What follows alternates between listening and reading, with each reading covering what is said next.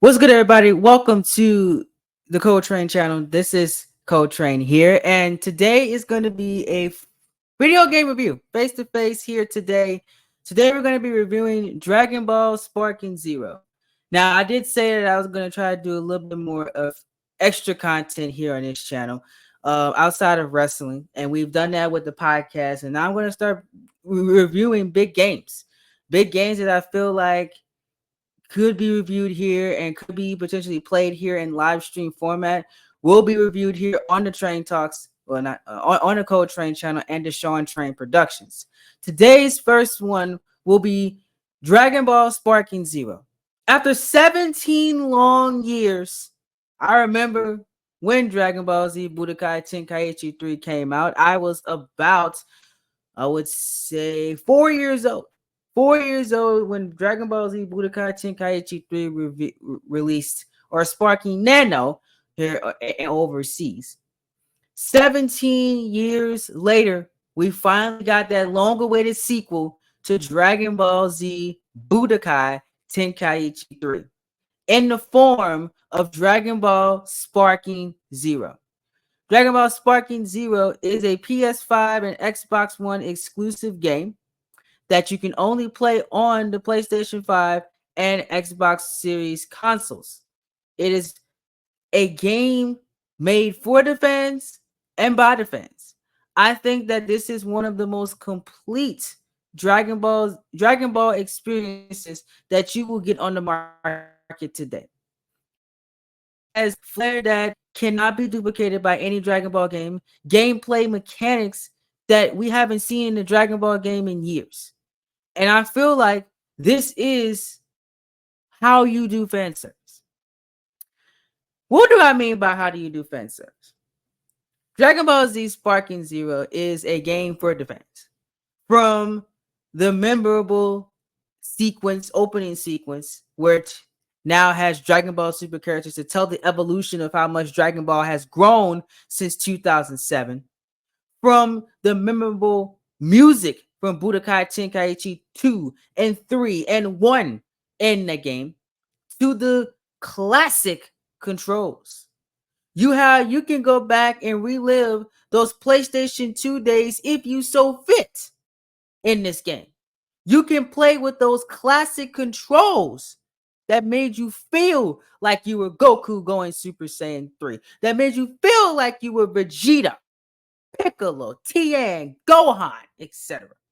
This game has it all. And I feel like this is a Dragon Ball fans' dream of what we would expect a next gen game to be like. Why do I say that?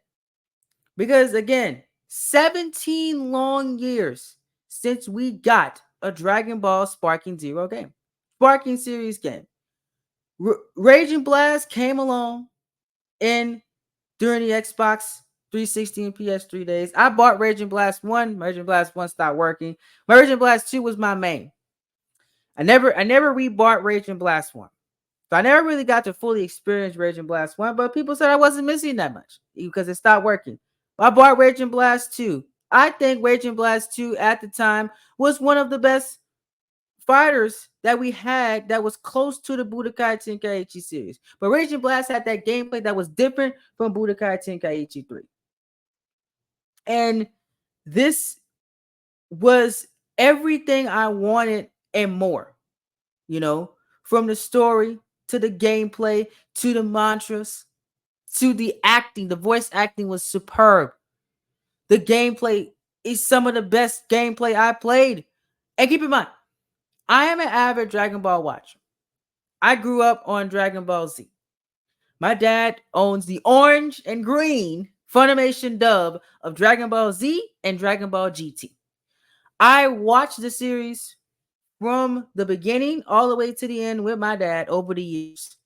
And I've watched all the movies except Dragon Ball Superhero. That's the only movie I have not seen. It is on my watch list to finally catch back up with Dragon Ball Super. I watched Broly, I watched Resurrection of F, I watched Battle Gods, I've watched the entirety of Dragon Ball Super twice. I've watched Dragon Ball Z at least 10 times. I have not seen Dragon Ball, but my plan is within 2025 is to finally watch the original run of Dragon Ball, the first adaptation of the anime. I've seen Dragon Ball Z Kai. I've seen Dragon Ball GT at least 4 times. So I'm an avid fan, and I've seen all the movies at least once. Avid fan of the series. I love this series. This is everything I wanted in a game. The roster is absolutely incredible. The people that is in this game are amazing. I was eagerly anticipating the release of Dragon Ball Striking Zero, and it certainly did not disappoint in my opinion. I think that this is the best Dragon Ball Z game ever made. It brilliantly captures the essence of what makes Dragon Ball so good while introducing fresh, new, modern 2024 gameplay mechanics to keep it exciting.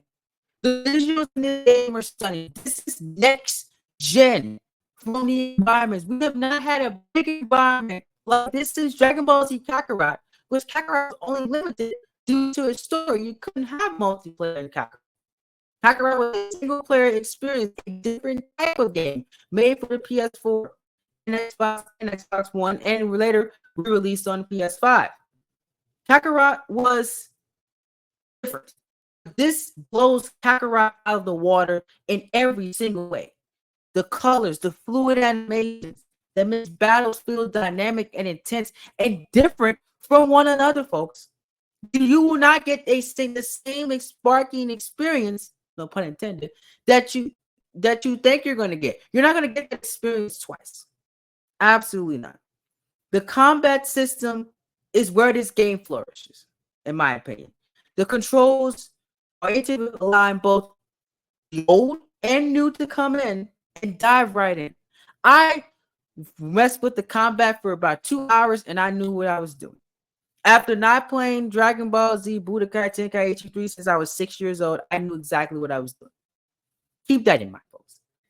And new players that we have new people that started watching Dragon Ball Super from 2015 on. Dragon Ball Super turns 10 years old, by the way, next year, since the original run of Dragon Ball Super aired in Japan, by the way.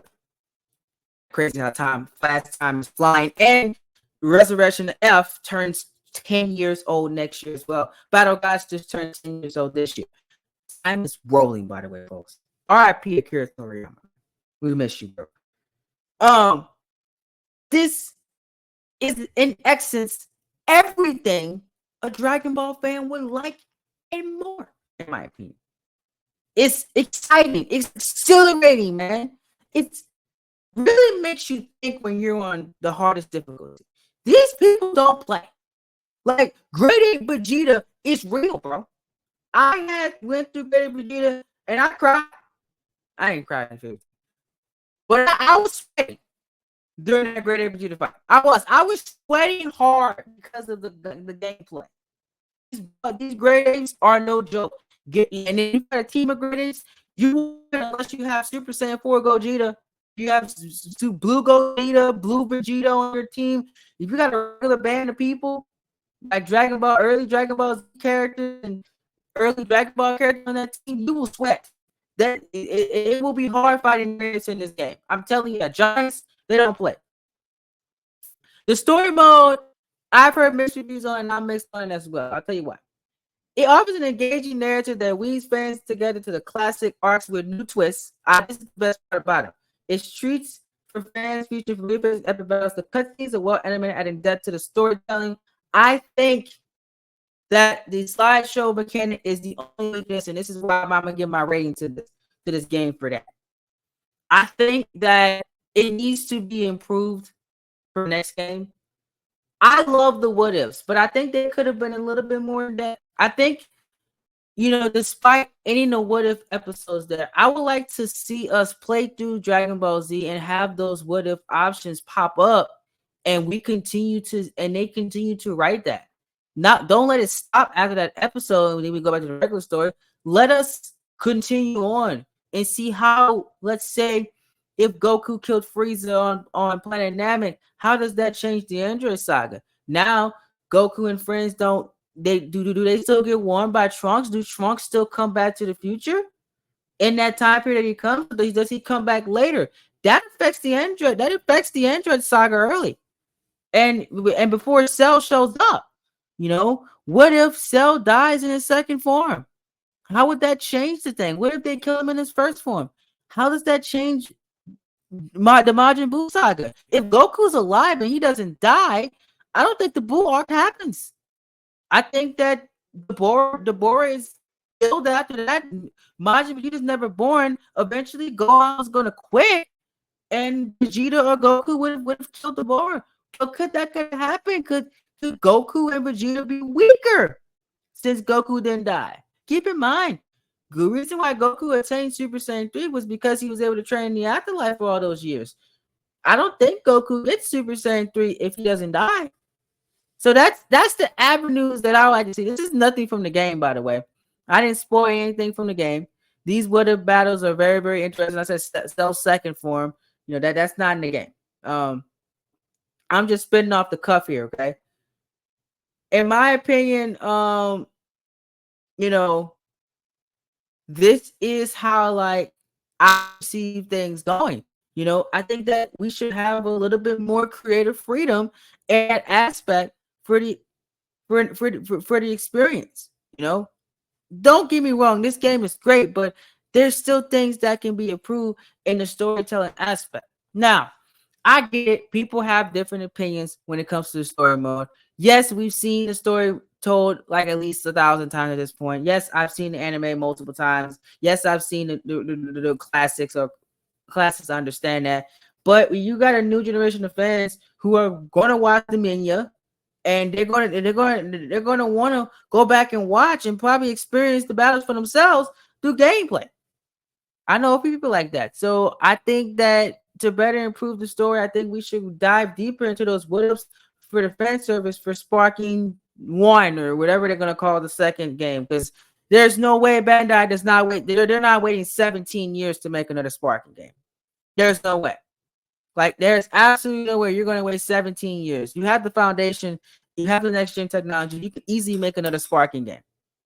So I see Sparking Zero being supported for about 5 years, and I think by early 2030s we're going to get the second game of this new trilogy.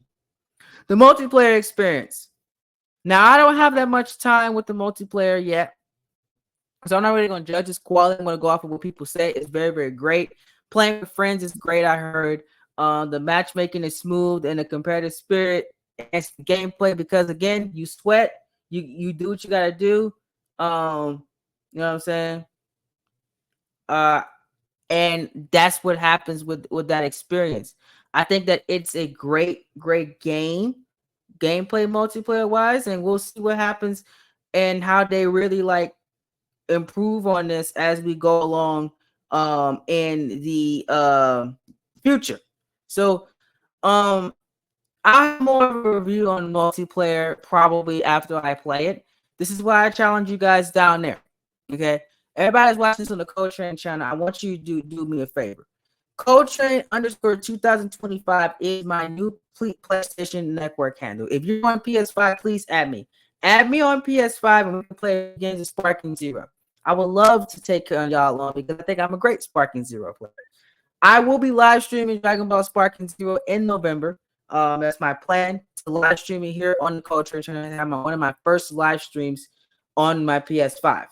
Now, I don't think I don't have a mic yet. That's the reason why I have not live streamed on my PS5 yet. I do not have a PS5 mic. I need to go buy me one. That comes separate, and that's about $30 to $40. And I have bills to pay this week, so I could not do what I wanted to do with the multiplayer experience for the beginning of Sparking Zero. But I will do that. I'm going to get PSN back, and we will be rocking and rolling. Hopefully in November and December, because I am almost done with fall semester. My final thoughts is I think Dragon Ball Sparking Zero is a 9.5 out of 10, despite the story mode, despite some things that needs to be fixed overall content-wise. DLC was a letdown, and I'm going to be honest with that. I think that if they fixed those things, this could have been honestly a 10 out of 10 game, but I think it's a 9.5 out of 10. The best Dragon Ball Z game I played in my life. I think that this eclipses the Budokai games. It eclipses the Budokai Tenkaichi 1, 2, and 3. I thought Dragon Ball Z Budokai Tenkaichi 3 for the longest held the title for best Dragon Ball Z game, in my opinion. Second best was Dragon Ball Z Raging Blast 2. Third is Dragon Ball Z Kakarot. Yeah, I don't have the Budokai games in my top in my top 3. I don't. I think that Kakarot was a solid game and didn't get the credit that it deserved. It was absolutely amazing. I feel like Sparking Zero is the best game ever made that they ever made. Xenoverse is in my top 5. I think the second Xenoverse is 4 on my list of the top 5 Dragon Ball Z games. If I had to pick a fifth, I would say probably Dragon Ball Z Budokai 3. That's my fifth game on if I had to pick a fifth game. So Raging and Sparking Zero is 1, of course, and then Tenkaichi 3 is after that and all that stuff. So that's my list. This is a game that you guys should pick up. I think that this is a game that has a great experience. If you're older Dragon Ball Z fan, you'll love it. If you're a younger Dragon Ball Z fan, you'll love it as well. You have the classic controls, you have newer controls, whatever controls that see you fit. I think that it will be a win for you. 9.5 out of 10. I think that this might be one of the best games I played all year, genuinely. And I played some great games this year, and this is probably the best. I think my game of the year last year was Marvel Spider-Man 2. This will probably be my game of the year for 2024. When I look back at 2024 and be like, what did I play? I think that Dragon Ball Sparking Zero will probably be the best game I've ever played this year. Look forward to more reviews like this, ladies and gentlemen. I will be reviewing Life is Strange as well, Double Exposure. We will be live streaming, hopefully, Life is Strange Double Exposure, just like we did the other Life is Strange games on the Sean Train Productions. And I hope to have a review of that game whenever I fully complete it on the Sean Train Productions. Stay tuned to the Sean Train Productions. We will be breaking down Marvel Spider-Man 2 1 year later. I will give you guys my full thoughts on Marvel Spider-Man 2 finally after a year. The game recently made a year this week, and we will be breaking down everything in that game. Why do I feel like, why do I feel about the story? Was the letdown gameplay-wise? Overall, for our first edition of the video game roundtable, where we break down everything in a single video game with me or special guests included. So stay tuned for that video. Ladies and gentlemen, I'm very, very excited to bring you guys the video game roundtable on the Sean Train Productions channel. This will be on the Code Train channel. I have another Code Train channel video dropping later on this week. But I've been your host, Code Train. Thank you so much for watching. Let me know your thoughts on Dragon Ball Sparking Zero in the comment section below. Is it a 9.5? Is it an 8? Is it a 7? Is it a 6? Are you new to the Dragon Ball Z series? Have you watched Dragon Ball Z before? Let me know all that in the comment section down. I look forward to your conversations in the comments below. Hit that like button, subscribe channel down below, and I will see you guys in the next Code Train video, which will hopefully be Universe Mode related, and then we'll get back with the Universe Mode shows in November 2024. Appreciate y'all. Thank y'all for rocking me. Thank y'all for being patient. Be phenomenal. Be forgotten. It's not just a saying, it is a way of life. My last thing before I go is I will be a special guest on Terrell Garnett's podcast to create your own story. So stay tuned to the community channel chat so you guys can listen to my chat I did with Terrell in the summer of 2024. Give you guys some helpful advice on my YouTube channel of 8 years and beyond. And we had a great conversation. I think that you guys will love what we had created a few months ago. So stay tuned for that video. That will be dropping this Friday on October 25th. So make sure you guys are tuned in and ready for that one. I'm very, very excited for you guys to see that podcast. But other than that, y'all take care, and I'll see you guys in the next Code Train video. Peace.